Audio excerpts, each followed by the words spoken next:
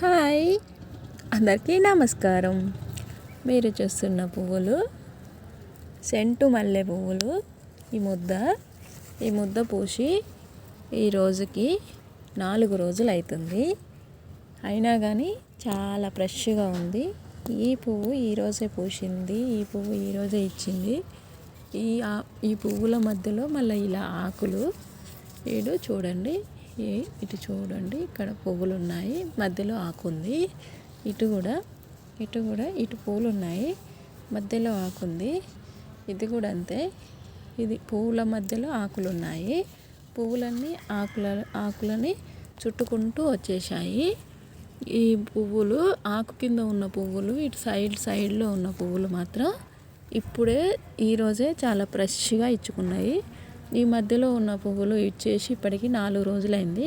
అందుకే కొంచెం నల్ల రంగు వచ్చినట్టుగా అనిపిస్తుంది కిందంగా. ఈ ముద్ద మొత్తం ఇచ్చేసినాయి. ఇక దీంట్లో ఇచ్చడానికి పువ్వులు అయితే లేవు. ఈ మొగ్గ కొద్దిగా ఉంది. ఇది 2 మొగ్గలు ఉన్నాయి. ఇవి రేపు పూర్తిగా ఇచ్చుతాయేమో.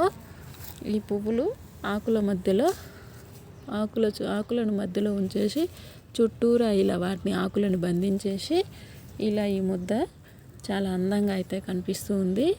చాలా మంచి స్మెల్ అయితే వచ్చేస్తున్నాయి.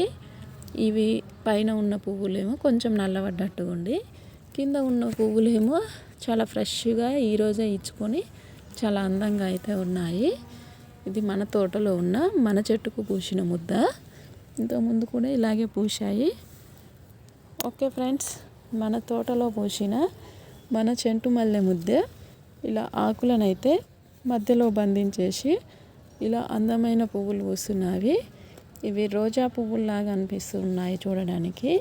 చాలా పెద్దగా చూడండి. ఒక్క పువ్వే ఎంత ఉందో, ఇంత ఉంది. ఇంత గ్యాప్ ఏర్పడుతుంది ఈ ఒక్క పువ్వు తెంపితే. చిన్న సైజు తెల్ల గులాబీ పువ్వుల్లాగా అనిపిస్తున్నాయి కదా.